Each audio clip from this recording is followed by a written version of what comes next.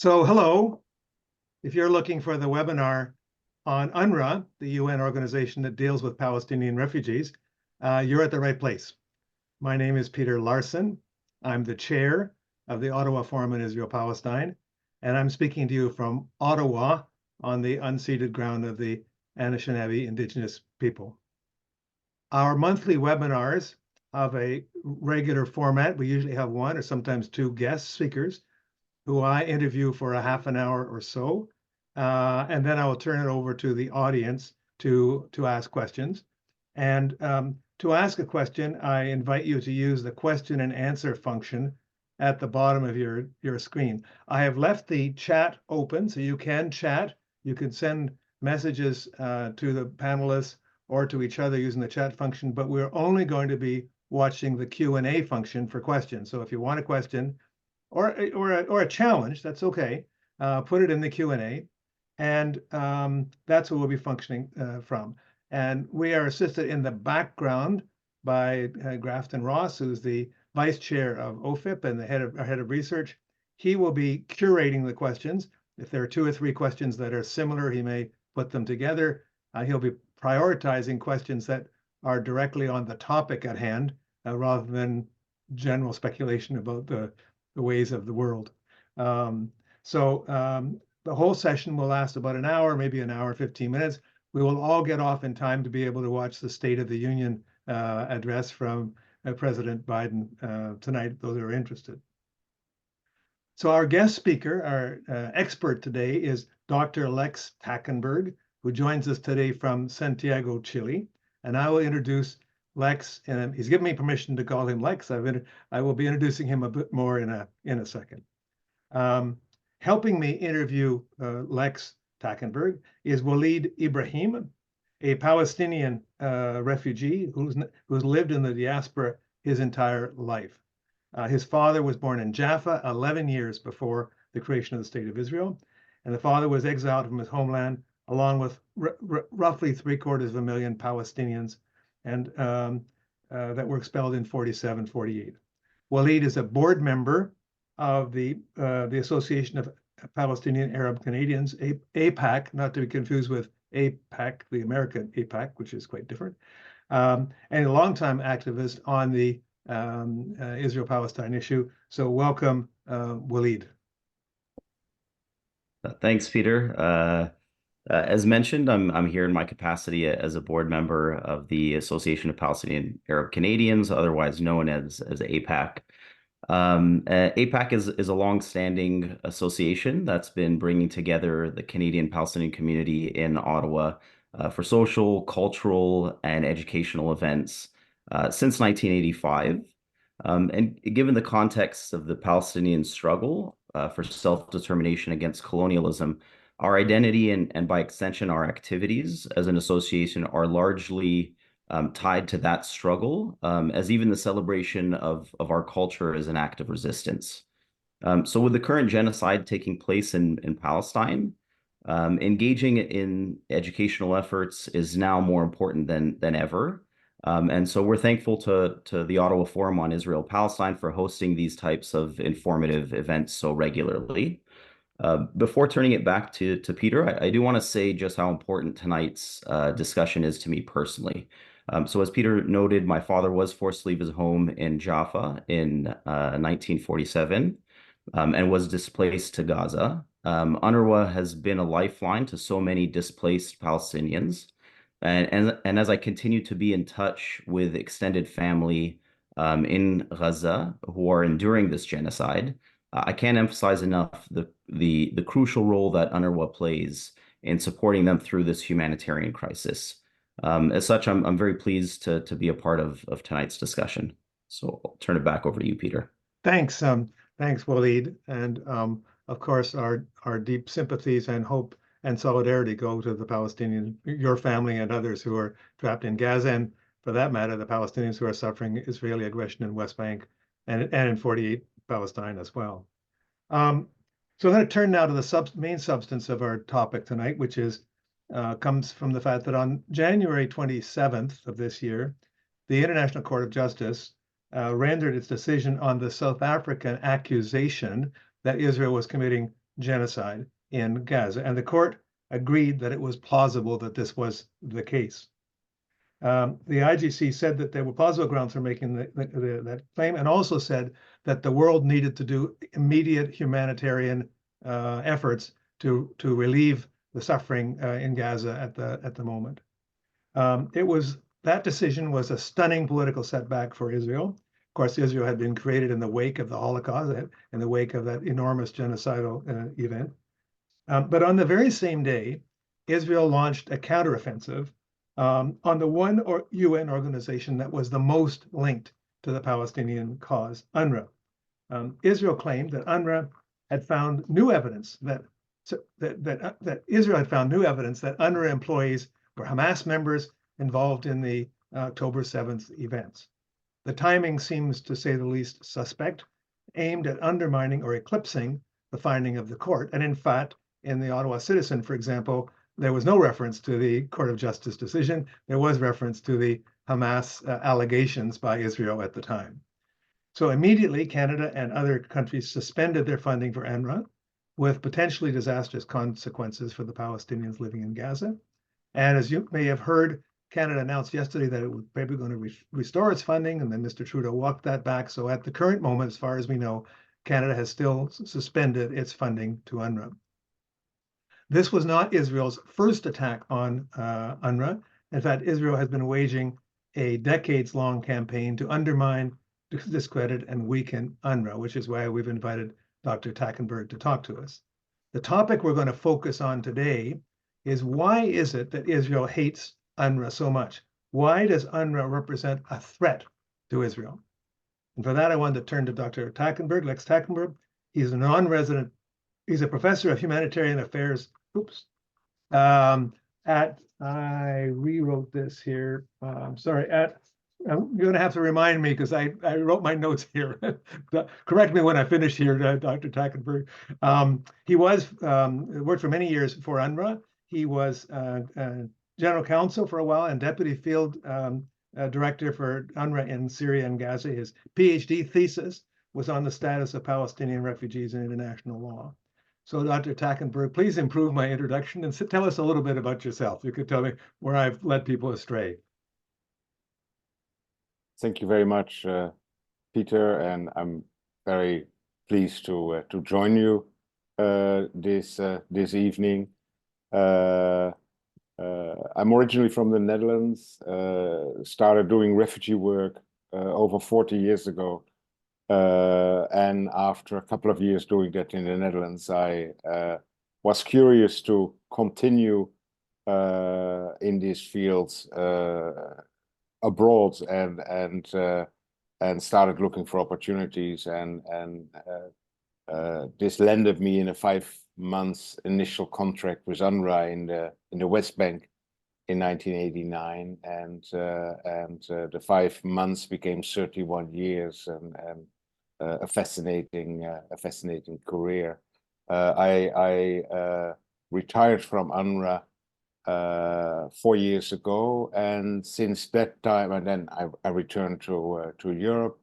I'm originally from the Netherlands, as I mentioned, and I now work as a senior advisor for a wonderful Jordanian NGO working on social justice issues in Jordan and in the wider Arab world.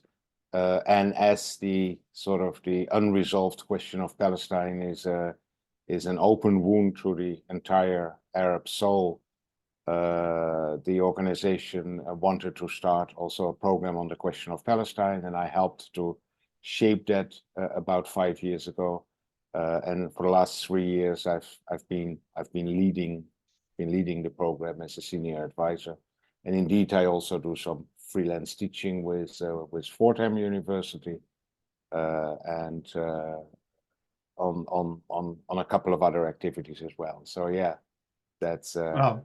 A rich career with lots of experience, and I'm sure you're going to help us address a number of the questions. Let's get a few background things going, so make sure people understand what UNRWA is. Waleed, do you want to help us just walk through with Dr. Takkenberg some of the basic issues? Yeah, absolutely. So we'll start off with just a series of kind of rapid fire questions, Lex. We'll take them one at a time, and really the intention here is to provide our listeners who may have different degrees of familiarity with UNRWA and the issues at play, to make sure that we're all kind of starting from the same foundational knowledge. So I'll start with just if you could tell us what is UNRWA? Well, let me try. Let me be brief. I mean, UNRWA was originally set up as a US-led initiative in the course of 1949 to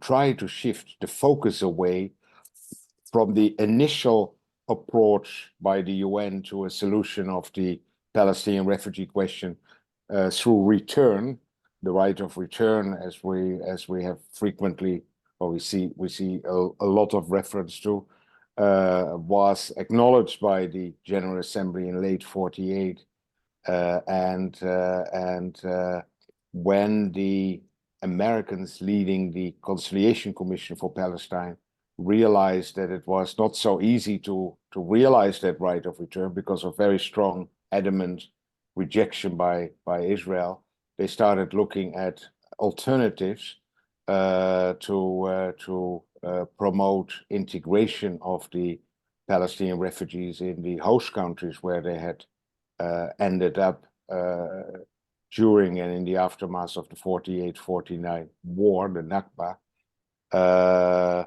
And they needed an organization to sort of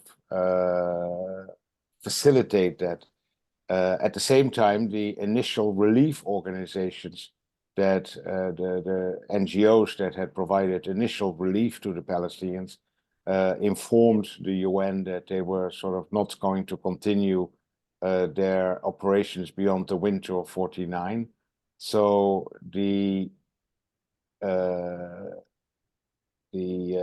US-led initiative through the Conciliation Commission for Palestine resulted in the establishment of UNRWA, a United Nations relief, the continuation of the relief operation, and works agency, large-scale public work schemes, models on the Tennessee Valley Authority of all models that would sort of contribute in the thinking of the US administration of the time in an integration of the refugees, first economically, then socially, and eventually politically and legally in the host country. So in a way, UNRWA was born in original sin, in the sense that it was sort of an attempt at jeopardizing or going around the right of return. Now, the works, this idea of large-scale public works never materialized. The agency found quite rapidly that the circumstances in the Tennessee Valley were quite different from those in the Jordan Valley and the northern Sinai and the Euphrates Basin that had been singled out or had been focused for the works programs. And then yet the refugees continued to be there. And so the relief agenda expanded from initial food aid and shelter to include education, healthcare, basic healthcare, social services, in later years also microfinance and infrastructure work. And whenever a new emergency erupted, whenever there was new armed conflict in the area where UNRWA operated, the agency also shifted into an emergency mode, like today in Gaza. So thank you, Lex. I think you touched upon it there a little bit in terms of what UNRWA does.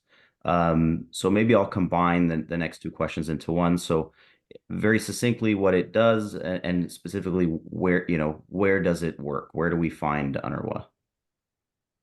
Well, to start with the last, it is the four countries and Palestine made up of the Gaza Strip and and the West Bank, and then Jordan, Syria, and Lebanon. These are the principal host countries and host areas where the 750,000 Palestinian refugees at a time found initial refuge, and that is where UNRWA has continued to operate.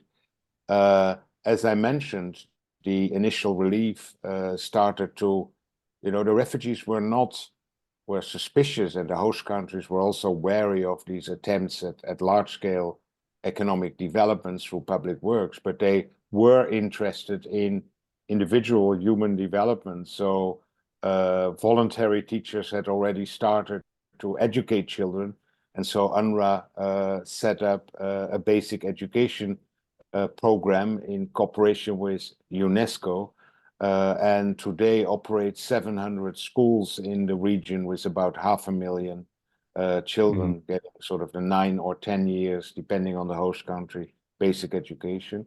In partnership with WHO, UNRWA provides comprehensive primary healthcare services.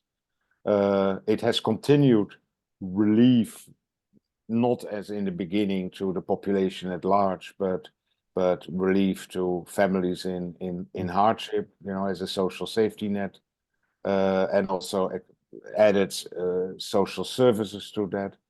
And then from the 1990s onwards, UNRWA started a very successful microfinance program, the largest sort of non-bank financial intermediary in the Middle East, extending tens of thousands of loans annually. Then UNRWA also started more systematically working on infrastructure and camp improvement. And as I mentioned, emergency assistance whenever there is renewed conflict. So I think it would be fair to say that it has existed for far longer than its original designers would have expected it to, and taken on a much broader role. So where does it get its money from? How has it been able to survive all of these years financially? Well, I mentioned UNRWA was established by the UN General Assembly as one of its programs. It's one of its humanitarian programs, and similar to other humanitarian agencies like UNICEF and World Food Program and UNHCR, UNRWA is financed through voluntary contributions by UN, primarily by UN member states, increasingly also complemented by sort of individual donations and some corporate funding, but 95% of the budget comes from governmental voluntary contributions. Now, there is an issue there. I mean, voluntary contributions are also the system for other UN humanitarian agencies, so that is not unique. But in UNRWA's case, the mandate evolved, and the main cost drivers of UNRWA's budget evolved into maintaining a basic education system and a primary healthcare system. And such systems need to, grow. The budgets, the related budget, need to grow as a function of population growth and inflation. And for a voluntary funded program, such a steep rise of cost is very hard to meet. So UNRWA has faced, apart from the current attacks from Israel that we are focusing on, has also struggled with a long-term sort of financial crisis, and that is to a considerable extent the result of sort of a funding structure that does not properly match what the UN General Assembly has expected over the years the agency to do. Can I just to clarify, excuse me, so when you say voluntary, so Canada, for example, can decide to contribute or not to contribute, and how much it wants to contribute. It made, I think, under the Harper government, we stopped contributing, and under the Trudeau government, so on. So that presumably leads to some uncertainty in your funding for you. So, yeah, okay.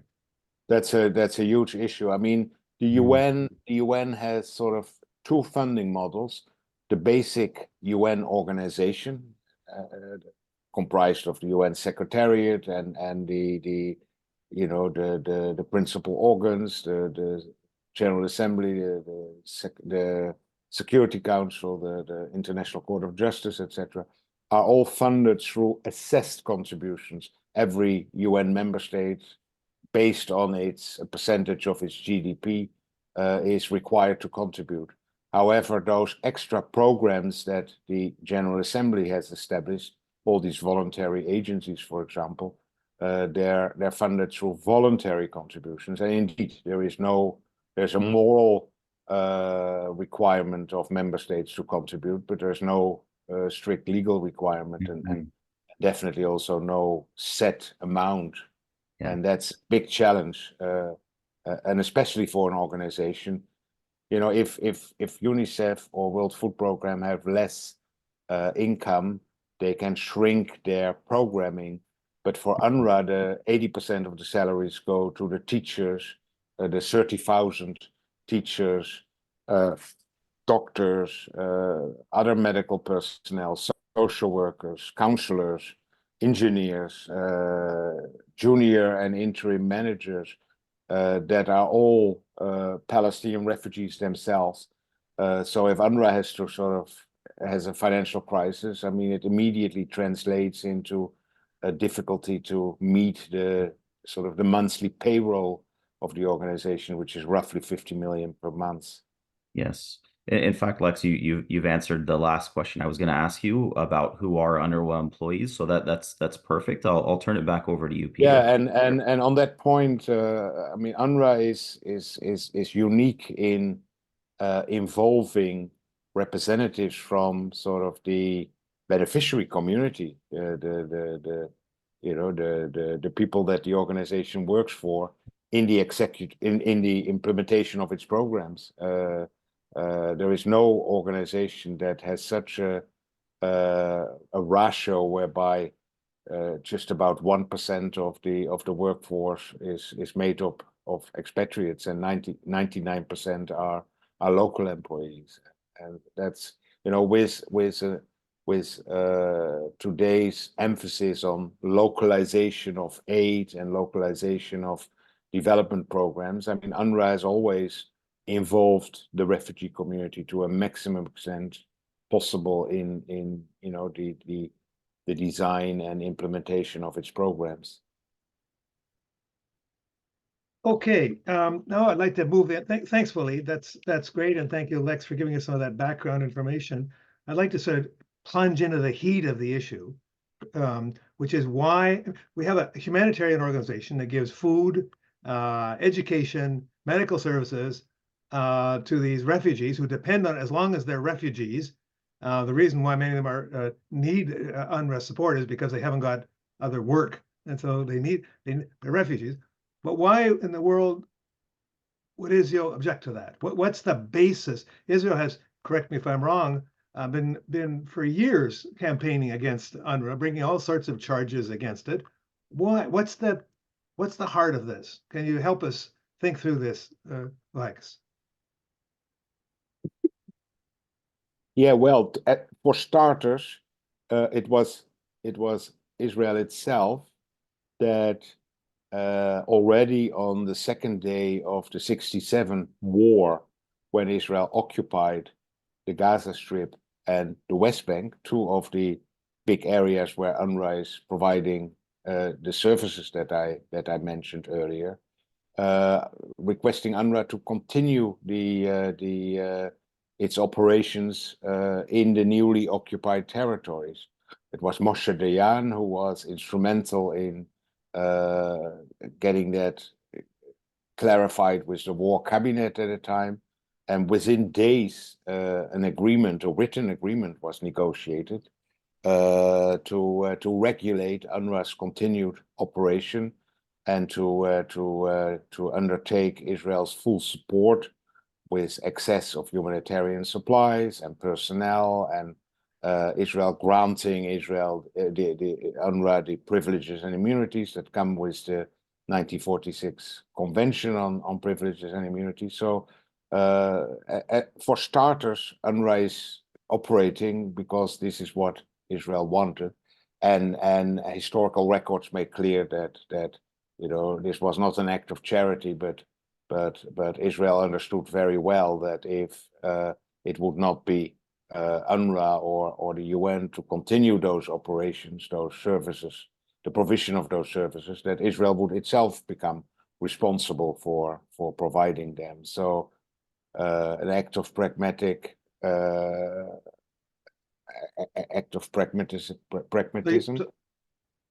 So you're saying in 1967, after the Six-Day War, Israel saw value in supporting UNRWA, having UNRWA take over some of these. But if we turn the clock back for a second, when there was a time when Count Bernadotte was assassinated because he proposed the right of return. I can't remember when that act took place compared to the creation of UNRWA. It was approximately the same time. So was Israel supportive of UNRWA from 1949 on until, or was that opposed to it then and then supported in 67? How did that happen? I mean, very quick timeline. Count Bernadotte was the first UN mediator for Palestine, appointed immediately when the war started in May 48, the months that Israel was proclaimed. He was a very experienced humanitarian. He had been the vice president of the Swedish Red Cross during the Second World War, so he was also intimately familiar with the laws of war and international humanitarian law. And he witnessed, ethnic cleansing happening in front of his eyes.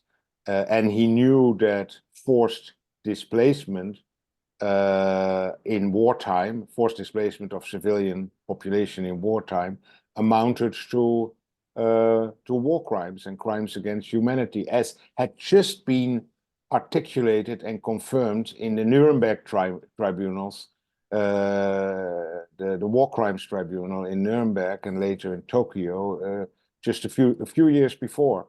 So he knew what he saw was, war crimes being perpetrated, and he also realized that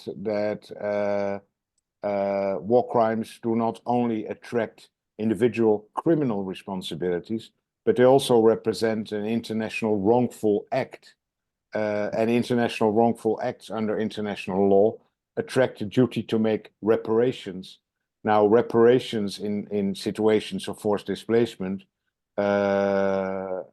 constitute of return to where you come from, restitution, so return to the original homes, and compensation in cases where these homes were damaged or completely demolished in the fighting. So he applied the law as it stood at the time, and recommended that the refugees be allowed to return. And he was indeed, Waleed's family, for example, if they would have exactly, been, exactly. And he made that recommendation in his first progress report in September 48, and was indeed the next day assassinated by Jewish terrorists for having made that recommendation. And then of course, there was outrage in the international and diplomatic community. The UN General Assembly deliberated for several months about how to respond both to his death and what to put in place as a new mechanism. And in December 48, so 3 months later, they adopted Resolution 194, which created a new mechanism, the Conciliation Commission for Palestine, and which also importantly reiterated the state of the law at the time, and applying the state of the law at the time by resolving that the refugees should be allowed to return to their original homes. The General Assembly did not create the right of return. It simply applied the law as it stood at the time and as it had just been confirmed in the Nuremberg tribunals. So the Conciliation Commission was comprised of the US, Turkey, and France. And in the course of 49, they tried to convince Ben-Gurion to take the refugees back, to implement the right of return. And Ben-Gurion said, forget it. We are still in the process of consolidating our state. this will provide too much of a demographic challenge. And then the Americans, as I have mentioned earlier, started thinking for alternatives.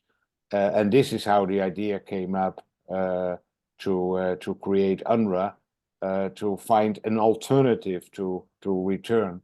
Now so that's sort of the timeline. Israel, of course, Israel welcomed the establishment of UNRWA and the focus on the works, because that was what Israel said, what Ben Gurion said. The refugees should not come back; they should be integrated in the host country. So initially, Israel was sort of an advocate for UNRWA. And then, of course, the work schemes never really got off the ground. And by the time the Suez Crisis broke out in 1956, the attempt at these large-scale public works were shelved. And then UNRWA became the organization as we know it today and as we have been speaking about. But until between the early 50s, UNRWA's establishment, and 1967. Israel had very little day-to-day dealing with UNRWA because the Gaza Strip was administered by Egypt, and the West Bank was an integral part of Jordan at the time. So it's only after 67 that UNRWA got into daily operational contact with UNRWA. Mhm. So on the one hand, Israel wanted UNRWA to continue, but then quite rapidly first they discovered that UNRWA was represented sort of I call it a soft underbelly of the UN system, that if Israel wanted to criticize the broader UN or to try to deflect attention away from its own acts in Gaza and the West Bank, that it would be that UNRWA would be sort of an easy target to criticize it, in particular also because of this very large percentage of, the fact that it is, in terms of the workforce, predominantly a Palestinian organization. It's an international organization, but comprised primarily of Palestinians. So a sort of a soft target, so to speak. And that became that materialized for the first time when Israel, Israel asked UNRWA to continue the operations for the refugees, but Israel itself had to provide the same services for the non-refugee Palestinians in the Gaza Strip and in the West Bank, and took over the school system and the education and the healthcare system that the Egyptians and the Jordanians respectively had in place. And one of the initial things that Israel then discovered was the textbooks that were being used in the UNRWA schools and in their own operated schools, and textbooks reflect, UNRWA did not have its own textbook, but in the arrangement with UNESCO that was put in place in the 1950s, UNRWA started applying the textbooks that are used in the host countries, so Egyptian textbooks in Gaza, Jordanian textbooks in the West Bank, Syrian textbooks in Syria, Lebanese textbook in Lebanon, and so forth. And textbooks reflect the state of societal relations and conflict and so forth, and historic evolution of conflict.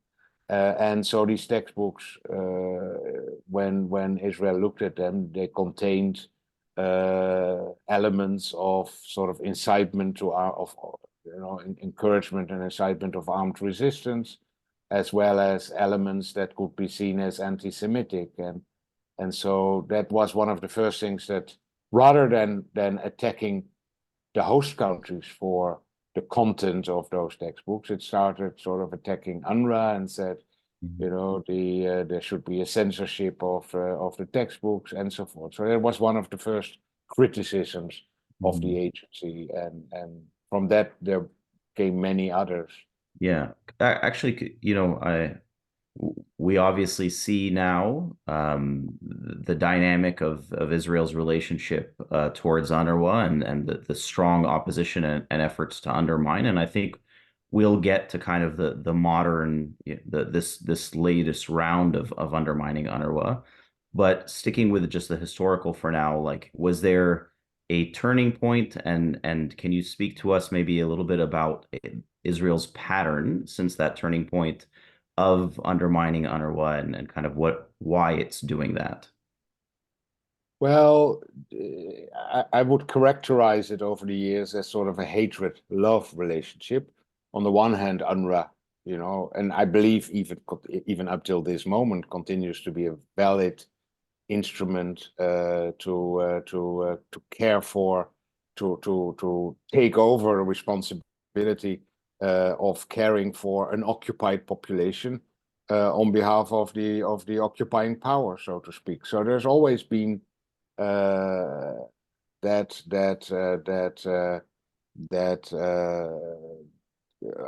has always been recognized as representing that for Israel. What the criticisms of Israel on UNRWA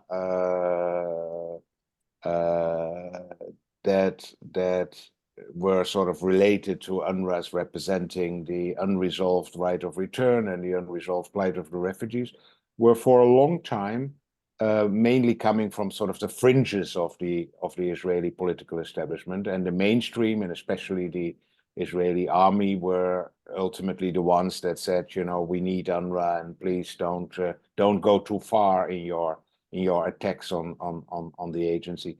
I believe that the turning point, if you ask me for a turning point, is when the current Netanyahu government came in power, where for the first time extremist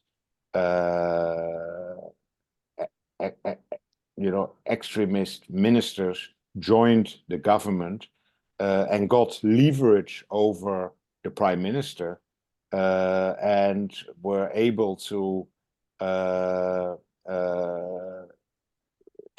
inject some of their extreme viewpoints on the broader way forward with the occupation of an annexation of the West Bank and even a re-annexation or a reoccupation of Gaza into the mainstream. And so that's when the attacks on UNRWA became much more vicious and violent, and especially since 7 October, with an agenda that was increasingly articulated by members of the Israeli government to essentially make continued life for Palestinians in the Gaza Strip impossible. That included dismantling UNRWA's infrastructure in Gaza. I mean, more than 150 UNRWA employees have been killed, or 160 by now. There have been 200 attacks on UNRWA installations. Many of the schools, many of the health centers, the main field office compound in Gaza has been attacked and made as dramatic damage to the infrastructure. So the turning point really came a year ago with the advent of the current Israeli government.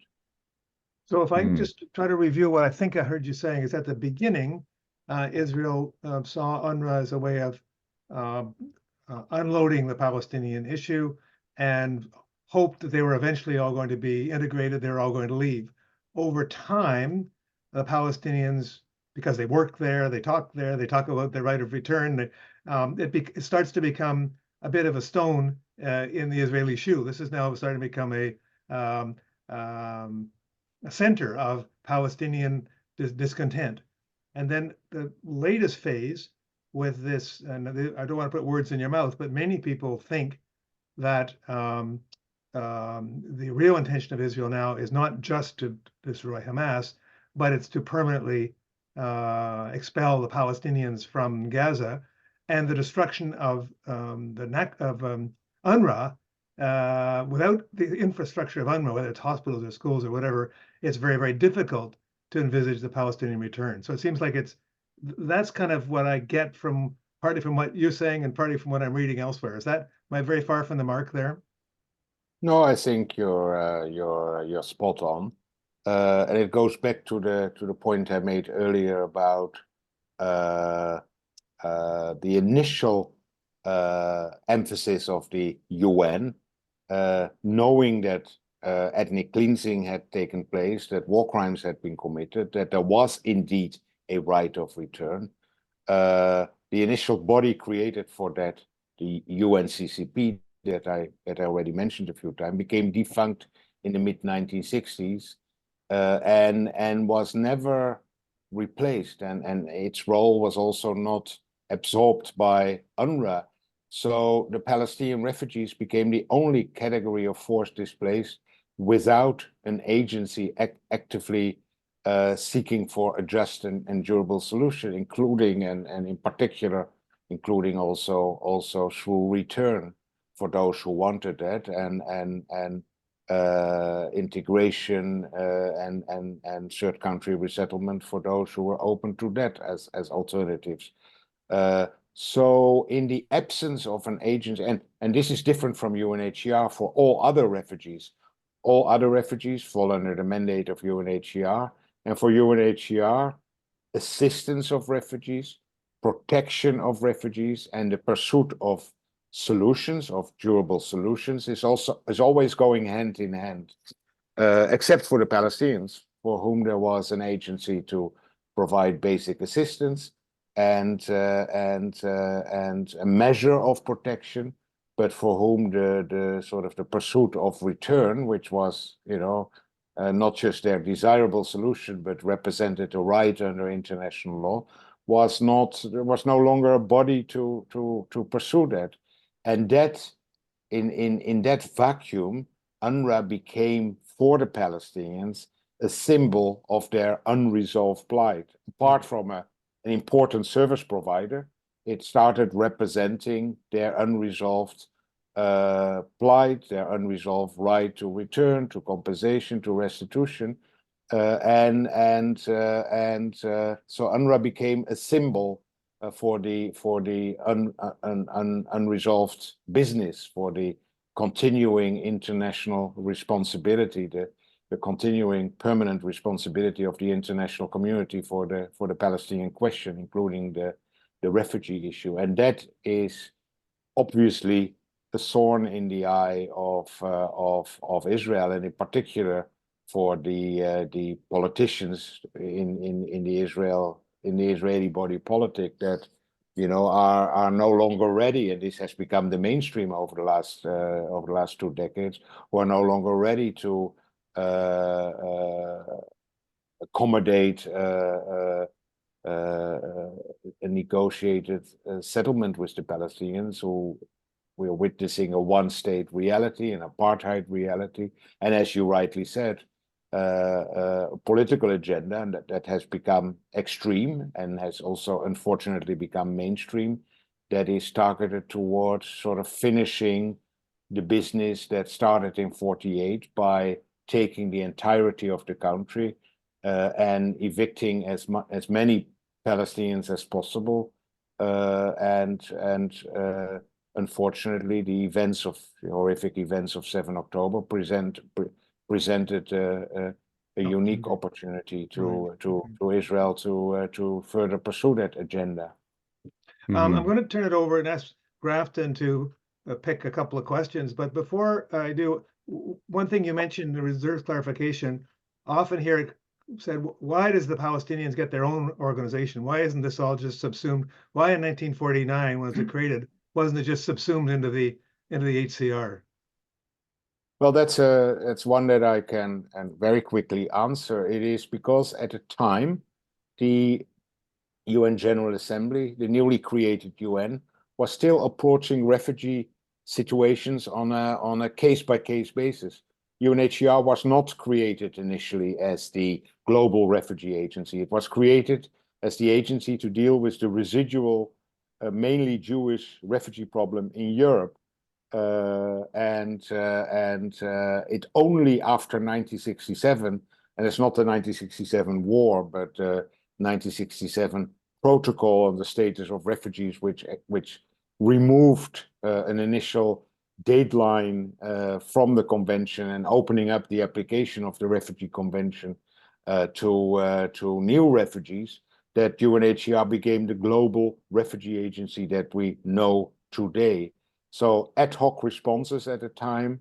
Now the fact that the two organizations continue to exist side by side is that the Palestinian refugee question has not been resolved, and folding it into UNHCR is simply not a practical. It's not a practical option. Israel has sometimes advocated that it should be folded into UNHCR, and mistakenly believing that UNHCR would sort of focus more on refugee resettlement in third countries, which is not the case. For UNHCR, refugee return is also the desirable, the primary response to refugee situations, so that's why the two organizations continue to exist side by side. Okay. Grafton, you've been patient back there. I see a number of questions come in the Q&A. I also see some webinar chat, so please feel to answer each other's questions if you see them. But Grafton, if you got a question to put to Lex. Yes, thank you very much. And I encourage people to put their questions in the Q&A. Although we are looking at the chat, we're only responding to questions in the Q&A. The first question focuses on the education system and the delivery of education in UNRWA schools. And you mentioned in your talk that the curricula do come from the host countries. And an oft-repeated allegation levied against UNRWA is that they create teaching materials that glorify terrorism, encourage martyrdom, demonize Israelis, incite to anti-Semitism. First of all, does UNRWA accept that as being true? And perhaps you could explain a little bit more about the process that UNRWA takes to look at teaching materials, or to vet teachers, or the educational materials. Well, very quickly, I'm conscious also of the time. UNRWA no longer uses Egyptian or Jordanian textbooks in Gaza, the West Bank. The Palestinian Authority, after the Oslo Accords, has developed its own Palestinian curriculum. And that is a curriculum that has been reviewed by many organizations, has received input in its development, and is generally a very good and balanced curriculum. Jordan has a peace treaty with Israel, and that is reflected in the also in the evolution of its textbooks. Syria and Lebanon are technically still at a state of war with Israel, so there is sort of less accommodation of sort of mutual sensitivities.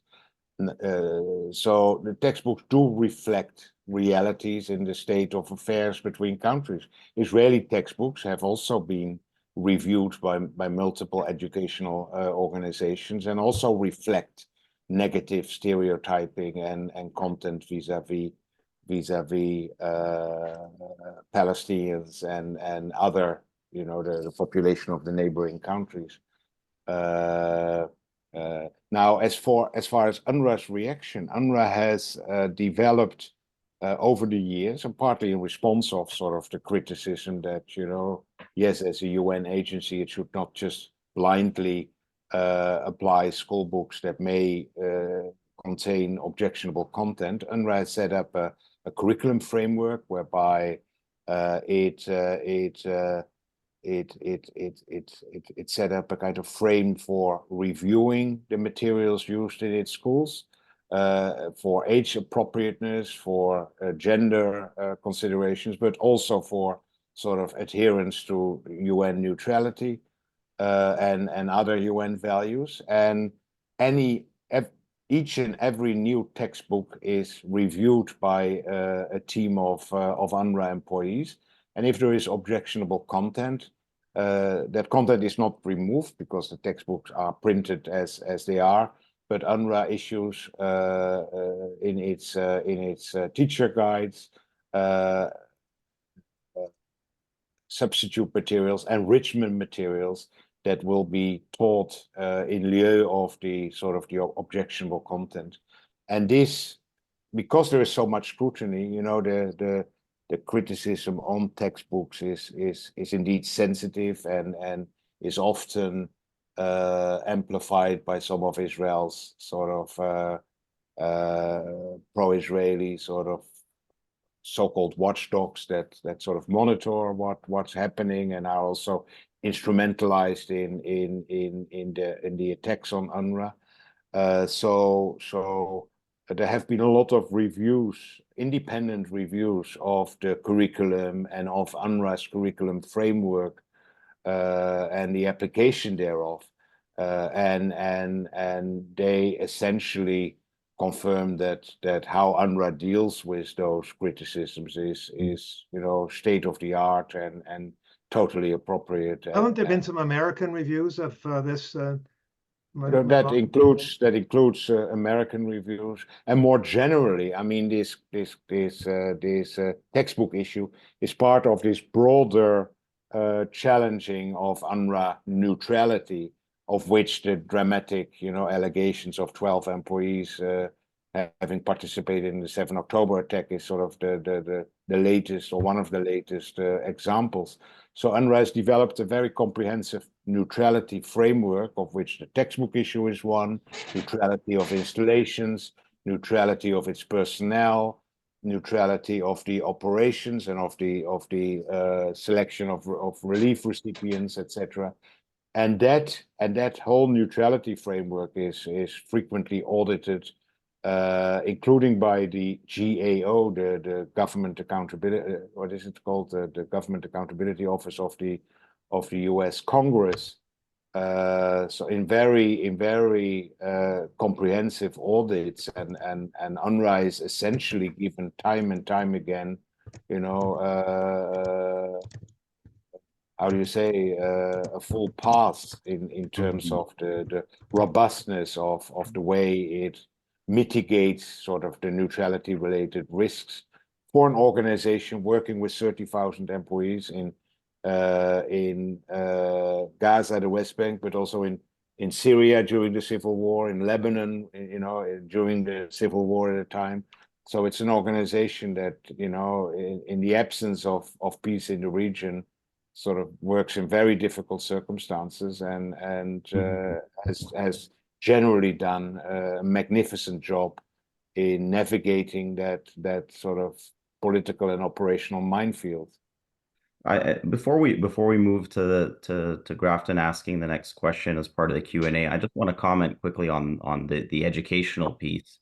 You know, the criticism, I think, are coming from a very obvious and nefarious intention, and it's, you know, quite clear to those who are serious observers of this issue that, you know, the disproportionate focus on the policing of UNRWA materials and texts, despite the fact that there is an overwhelming body of evidence that demonstrates that you know, that the material is rigorous and that it has got, you know, passed through several processes to ensure its accuracy and compliance with you know, certain standards, that it misses the broader point that the reason that there is, you know, that Palestinians feel the way that they feel are not because of the things that they're reading in textbooks. It is because of the lived experience of Palestinians who are displaced, who are refugees, who have lived under occupation for 75 years, who are refused their legal right of return, refused right after right, have been enduring occupation in the West Bank, in Gaza, living as second-class citizens within Israel itself. And so for those that try to advance this argument that it's as a result of something people are reading in textbooks, completely misses the broader point that it is the Palestinian lived experience that is, that is the result of why Palestinians feel the way that they feel, and also misses the point that as Palestinians, there is a right to resist, according to international law, to resist our colonizers and our occupiers. So I think that's a really important point that needs to be raised in this context. But Grafton, I'll turn it back over to you. Thank you. There's quite a lively debate around the Palestinian right of return. Now, you mentioned in your presentation that UN Resolution 194 acknowledged, rather did not create the right of return for Palestinians. Perhaps you could expand a little bit on the legal basis for that and where the general right for return comes from. And also maybe you could address the question of, does that right extend to descendants of refugees in the general as well as the specific case of Palestine? Very good. Well, there are indeed a number of legal foundations for the right of return. But the principal one is the one that I refer to, and that is that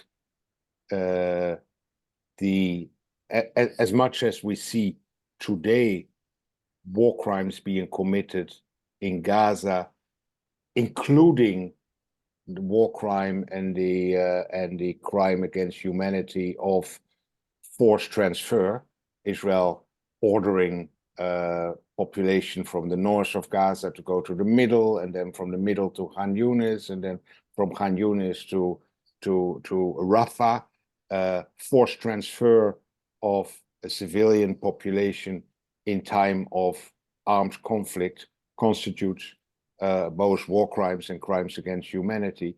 That also happened in between late 47 and 1940 and the summer of 49, when ceasefires were achieved, long-term ceasefires were achieved,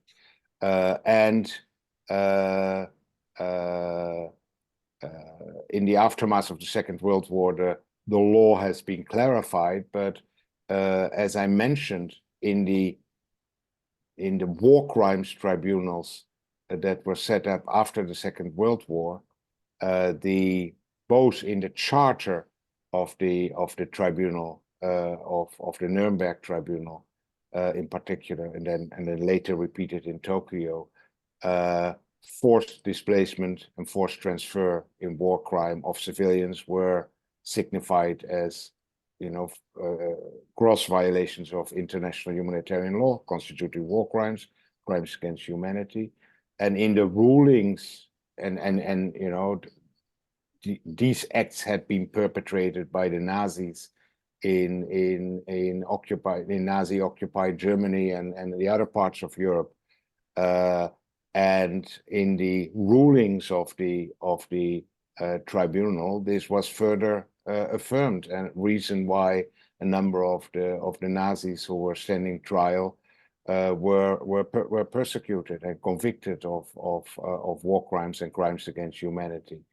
Now, a war crime triggers, or international crime triggers, both individual criminal responsibility on the perpetrator, the military officers who had committed those acts and ordered those acts, but it also constitutes an international wrongful act on behalf of the state upon which the perpetrators of these war crimes has acted.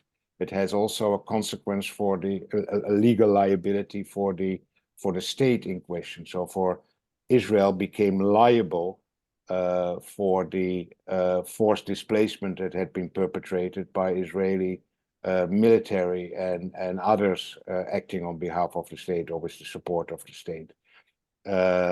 And this international wrongful act under the law of state responsibility gives rise to a duty to make reparations, like Germany has made reparations to Israel and to other affected countries after the Second World War. There is a duty to make reparations on Israel by Israel for the international wrongful act of the forced displacement.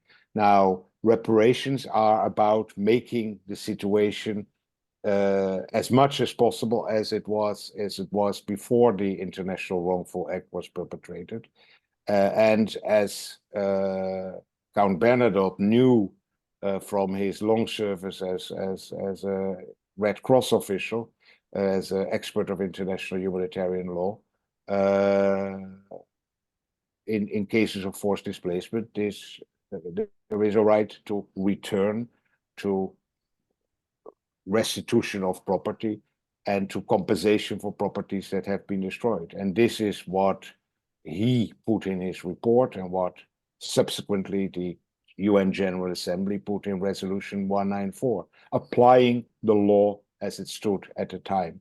Now, this has not over the years, because the forced displacement did not end in 48. There has been an ongoing Nakba, as we know. There has been renewed displacement in 67, and an ongoing Nakba, and now again an unprecedented forced displacement since 7 October in Gaza and increasingly also in the West Bank.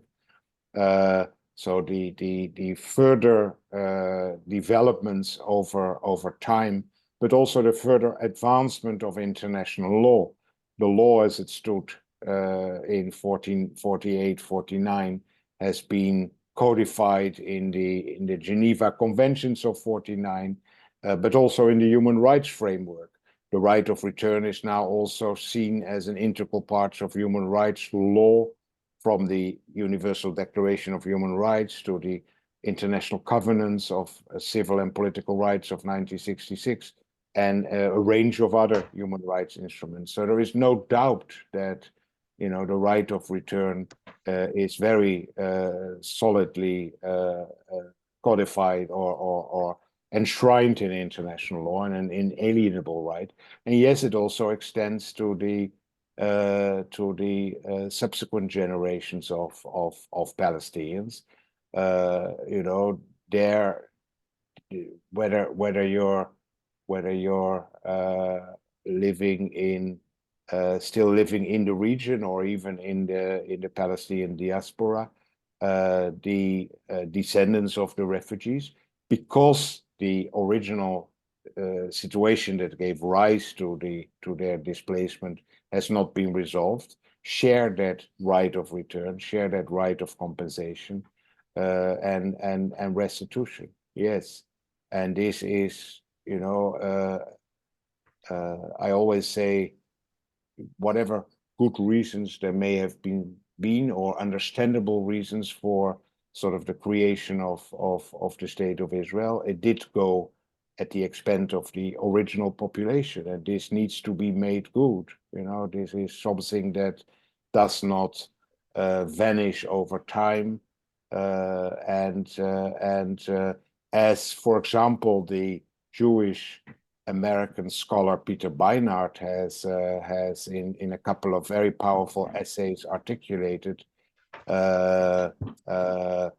Jews have been dreaming about return for centuries. It's not a surprise that 75 years after the original Nakba, Palestinians still cling to return. And they don't just cling to it, they cling to it because it is their right. And so, yeah, and this makes it, of course, also so hard. This goes at the core of the criticism on UNRWA that we discussed, and it makes it also so hard to find a resolution, and it goes to the heart of the unresolved question. Your mention of Peter Beinart reminds me to remind you all that Peter Beinart will be our guest for our next webinar, Peter Beinart is a Jew born in South Africa. In fact, he lived the first 15 years of his life under apartheid. And we're going to be asking him to remember his experiences under apartheid and to tell us a bit about his evolution from being a pro-Zionist to moving away from that position, where he wrote a famous article in the New York Times saying why I no longer believe in a Jewish state. So I think that'll be an interesting session, and that'll be, I'll send it's on the 23rd, I think, of April, but I'll be sending out the information to everybody. I also just wanted to say something, Lex, on the notion of the right of return. Of course, the UN has to work within a legal framework, and so there are important legal arguments.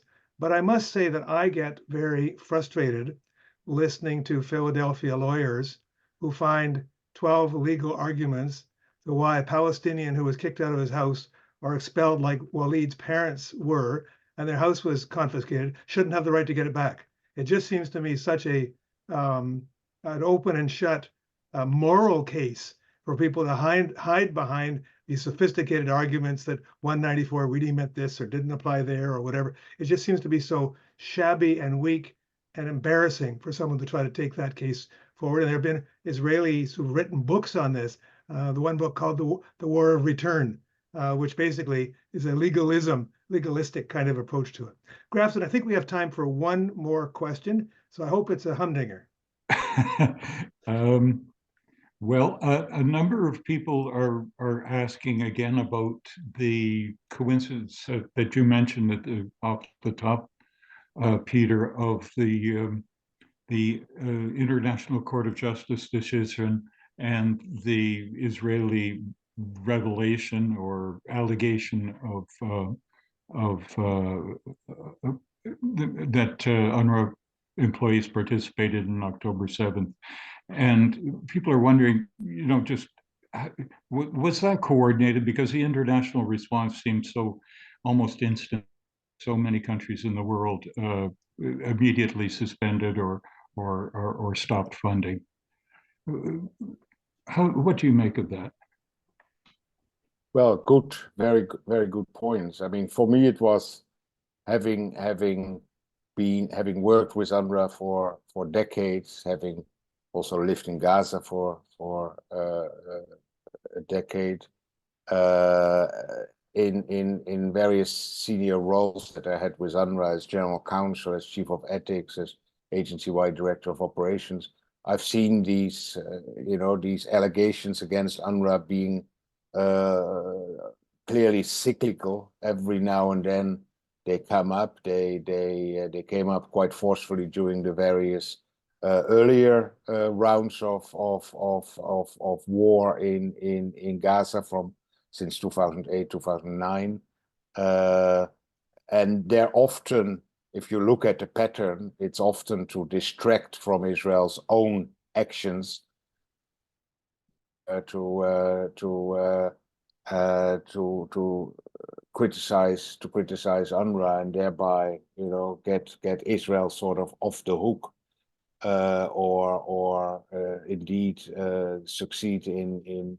So here we had the ICJ ruling coming up, and the expectation was clearly, including by Israel's own lawyers, that there would be quite a damning preliminary finding by the ICJ, which ironically included, with respect to two of the provisional measures, also the Israeli ad hoc judge siding with being unanimous with the rest of the kind of bombshell to deflect attention away,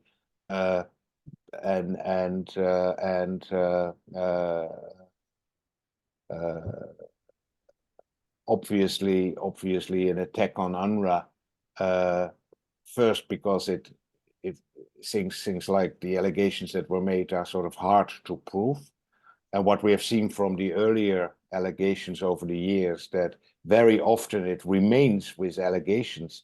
The evidence is never provided, and so therefore either UNRWA or in this case, the UN oversight body in New York only concludes after several months that, you know, as no evidence has been forthcoming, we need to close the investigation, and you know, by that time the damage has already been done. Sure. So in the current case, you know, what was shocking indeed is, and it's essentially a repeat of what happened on 7 October and the subsequent days. You know, the whole sort of West on 7 October sort of jumped to Israel's rescue, and various heads of government were sort of, you know, stumbling over each other in being the first to go to Tel Aviv to show solidarity with Israel. And the same, you know, the same thing happened again on 26 or 27 January. Rather than taking the ruling of the ICJ serious and saying we will either suspend or review our support and relations with Israel in light of the ruling of the ICJ. We are also members of the genocide, or we are also parties to the Genocide Convention, so we also have obligations in that respect. No, they jumped, they did the opposite, and sort of suspended aid to UNRWA. And so it's tragic. It's also, I would say, an act of sort of collective stupidity, because in the case of UNRWA is a critical instrument in the delivery of humanitarian aid in Gaza under the circumstances. I mean, there's no other agency.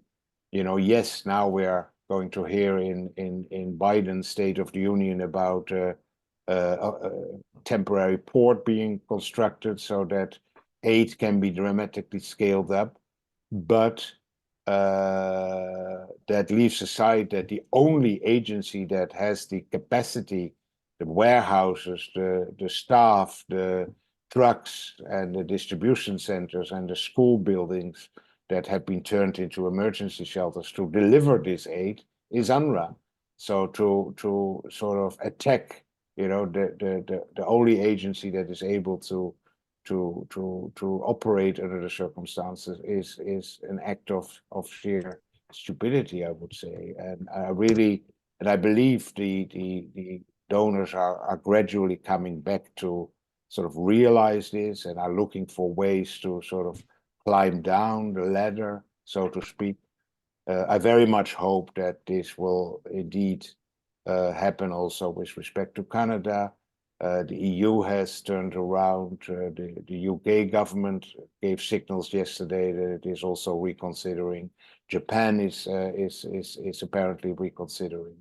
You know, it is really, UNRWA remains an instrument for the international community through which it exercises a key part of its responsibility towards the unresolved Palestinian question, and it should not, you know, allow this to go to waste. I mean, this is something that over 75 years was built up as a tremendous resource and as a tremendous mechanism to contribute to sort of a measure of stability in a very turbulent part of the world. So, Dr. Takkenberg, Lex, thank you so much. This has been so rich. I actually thought I knew quite a bit about UNRWA, and I realized that I learned a lot tonight. So I'm sure everybody else feels the same way. And thank you for sharing your knowledge and your expertise. Waleed, do you have a few final words you would like to say? And then I'll ask Lex if he'd like to say a few things. No, I think I'll leave it at that, Peter. It was a really great and informative discussion for me. I think, you know, I'm familiar with UNRWA because of my family's experience, but there is a richness in the history that Lex was able to share with us that was incredibly insightful. And I did appreciate your intervention, Peter, just around kind of the common sense morality of some of the issues that we deal with and discuss. And it's easy for a person to lose sight of those things when we're talking in the context of international law, because that's, you know, at that moment, it becomes a very contested and complex space. But sometimes a person needs to step back and think about these things just, you know, from the viewpoint and the standpoint of morality. And I think that that's quite clear when it's quite a straightforward situation when a person adopts that perspective. But thank you, Lex, for the remarks tonight, and thank you, OFIP, for organizing this and for extending the invitation to APAC to participate. We're happy to have you help and for your personal participation and your organization. And thanks to Grafton for curating the questions in the background. I remind everybody that OFIP is a not-for-profit organization. We don't have any source of revenue other than your donations. I will be sending out to all of you a copy of this recording, which you can share with anybody. At the same time, I will provide a link. So if you do feel like giving us a small, we have ongoing, not very many, but ongoing expenses, and we're happy to have minor contributions for that. That's very, very helpful. Lex, the last word to you. Well, thank you very much for the opportunity to share with you and to be your guest tonight. I really appreciate the way you framed it, both of you, and yeah, thank you very much. I leave it at that. Anyone who would like more information, feel free to reach out to me. I mean, if you Google me, you can easily find my coordinates. And well, so we might be pleasure. Googling you again in the fall, so invite you again for another time. That would be great. Anyway, thank you everybody for participating. Thank you, Waleed. Thank you, Grafton. Thank you, Lex, and thank you to all the participants. Have a good evening. Bye-bye. Right.